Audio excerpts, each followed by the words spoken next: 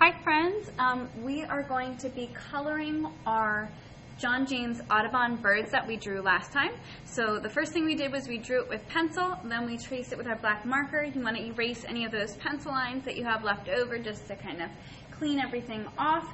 I will say this technique of adding color, if you use Crayola marker for your black line, you definitely don't want to use paint or the marker and water technique, because your black marker will bleed as well and it's going to make a huge mess. So if you use Sharpie or a permanent marker to trace, this is fine, but if you didn't and you use the Crayola black marker, I would definitely use either crayons or colored pencils.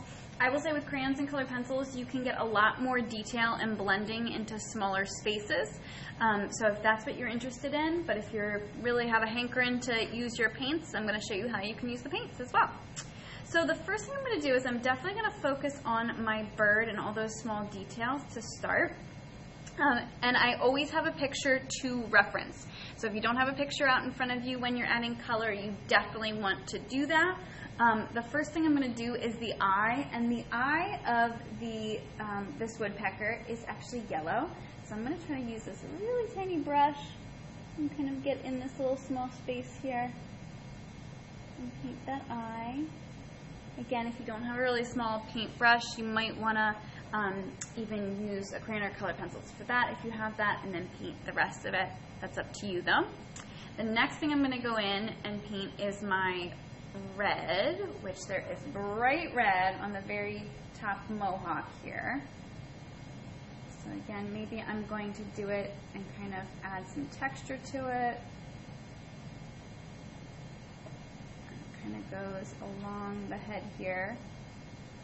Again, I'm really taking my time. I don't want to rush. I'm going to add a little bit more paint and kind of make that red a little bit brighter at the top and kind of fade it out.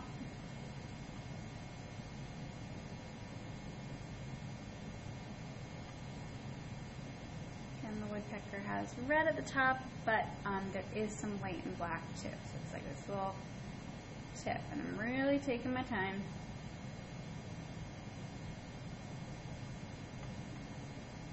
Okay, and there's also some red right in here by the mouth, this little space that we kind of blocked off here. And again, it's a really vibrant red color. And if you've ever seen this bird in person, you will know. I have seen this bird. It is a big woodpecker.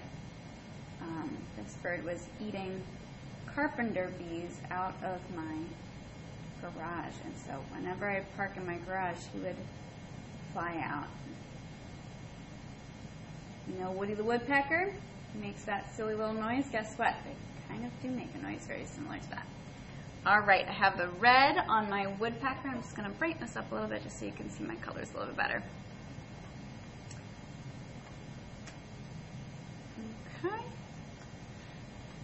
All right, now I'm going to go in and add my black.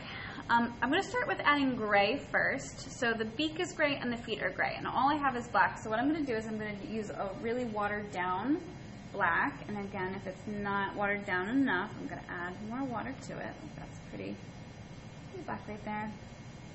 And I'm going to go in and do the feet. Now I will say, with my watercolor paints, I don't get as much precision as I do these little details as I do with my markers or colored pencils or crayons. It's a little tougher, but you still can add some shading to it for sure. Just add a little bit more paint around kind of the edges of what you're painting. And again, I'm just going to add some water to kind of blend that out. A little dark there. It's okay. Okay, I'm going to just more my feet. And again, I'm going to do the other foot in gray. So again, I'm adding lots and lots of water. Really taking my time to get these small little spaces. And again, if you're going to use the marker technique, that's really fun too. You can use some marker along the edge of the shape, like a gray, and then add some water to it and kind of spread that color out. It works very very similar. Actually, the marker, you probably could do it a little bit neater if you're worried about these small spaces too.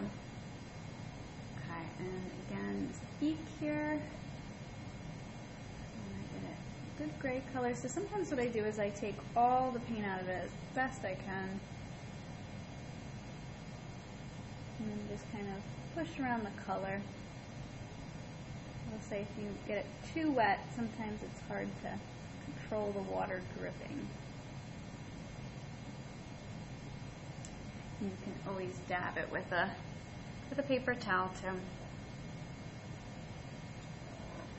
got too dark, so I'm just gonna wipe this area a little bit. Okay. All right. So now I'm going to add the black, and there is a lot of black, but also there's a lot of gray too, where there's like kind of shiny parts to the bird. So I'm not going to go crazy on the black. I am going to paint around kind of the darkest spots, and then I'll use my water to kind of blend it out to create my gray. And this kind of comes up. And this little spot here is kind of the mask of the woodpecker. Again, you can kind of paint in little hairs too. You don't have to make it solid. Taking my time. Kind of comes up here too. And there's a little bit of black by the mouth. And there's some black that kind of comes around and goes down to the belly too. Again, it's really helpful to have a picture so you know where exactly to put all these colors. And I'm gonna paint this. And again, if I want to lighten some areas a little bit, I'm just going to add some water. Spread that black that I already have on my paper. You don't have to add more black to it.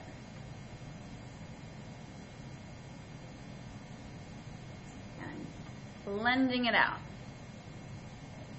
A little goes a long way, guys.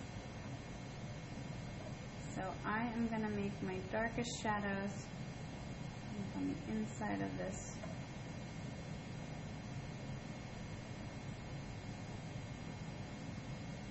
feathers.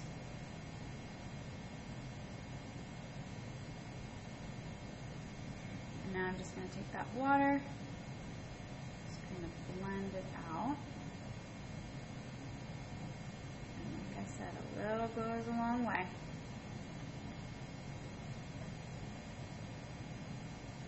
I would rather start lighter and then build up the darkness than be too dark to start.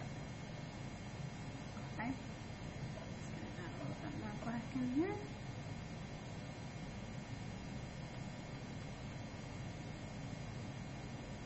Okay. Let that fade there to gray. Now guess what? I've got to do that, sorry, but the water is kind of shiny before it dries. I'm going to do this to the other feathers too. Again, I'm going to have my darkest shadow kind of in here, kind of underneath the feathers too.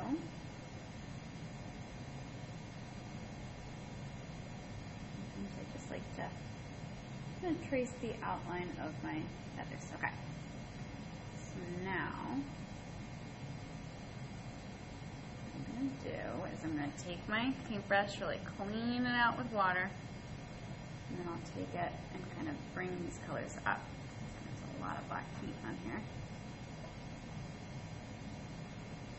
You don't want to lose all those details by painting it really dark.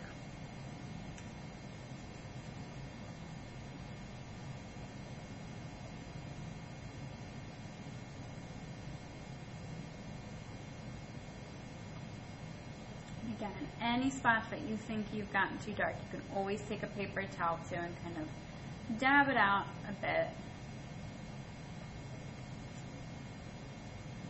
I'm going to go in, blend this out.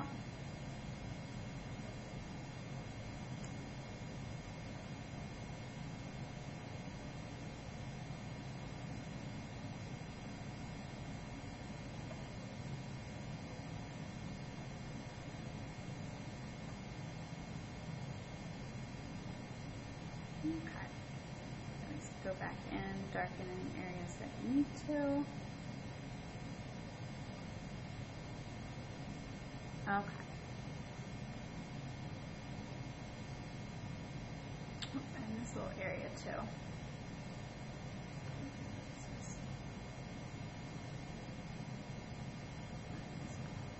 Okay. All right, there is my woodpecker painted. Now, I am going to paint the tree branch, and I'm also going to paint the background, but I'm going to use a bigger brush for this. So again, when I paint my tree branch, I am going, or the tree trunk, I'm going to paint it all one color, kind of starting out with a lighter color, almost like a wash, if you want to call it that. I'm going to turn this light off just so we have less of a reflection. I apologize.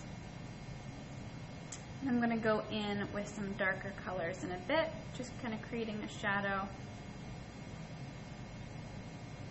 from my woodpecker, but also to make my tree trunk look a bit rounder, three-dimensional.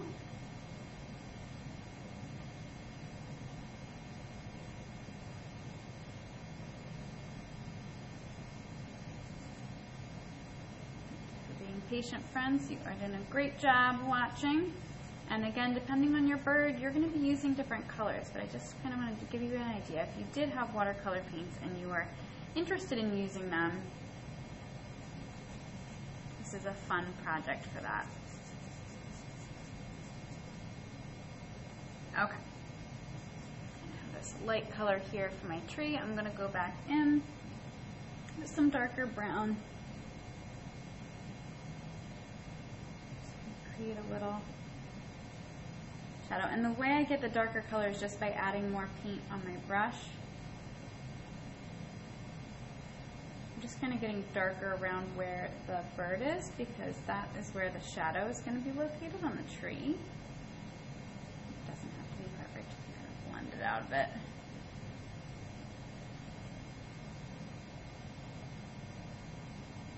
I'm also going to add some darker colors. Maybe some bark where there might be some shadows. On the tree, you could even mix in some black too if you want to get a different color going on there too. I might do add a little bit of black, just a little bit. A little goes a long way, as you can see. Kind of blending that color in there.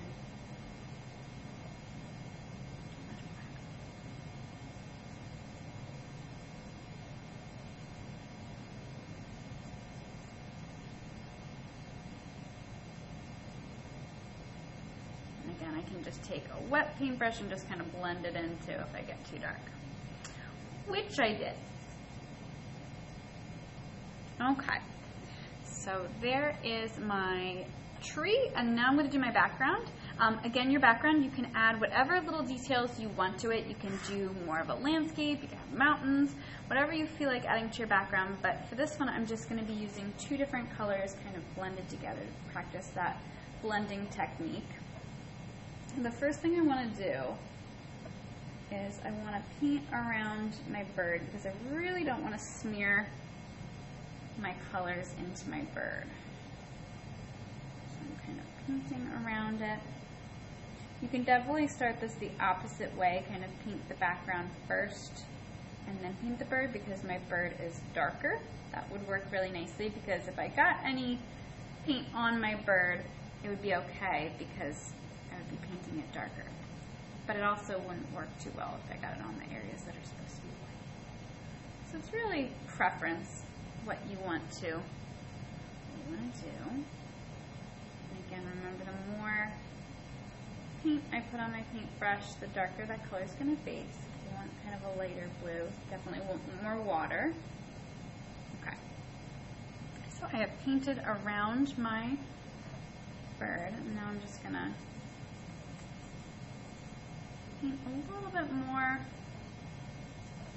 around, and now I'm going to take some purple and I'm going to kind of blend it in here.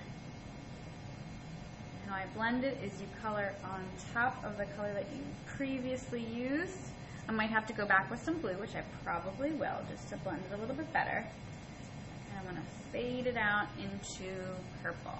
Again, you can do this differently. You don't have to kind of go out from your bird. I know my camera does not show the purple really well. For some reason, it just looks like more blue. But it's okay. And again, remember, you can also fade to a darker color too, just by adding some more paint on your paintbrush. Okay, before I finish here, and remember, I'm always cleaning out my paintbrush in between colors. I'm just going to blend these colors out just a little bit more, just by adding some more blue on top of that. I really do want that blue to be kind of the main focus, with just a little bit of purple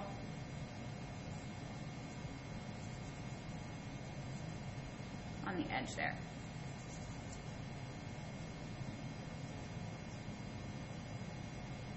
Okay. All right.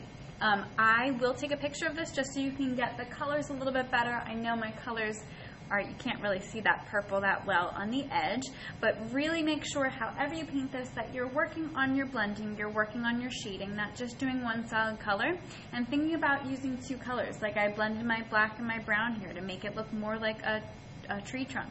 Over here I blended blue to purple just to make my background look more interesting. But have fun with it. Can't wait to see your birds.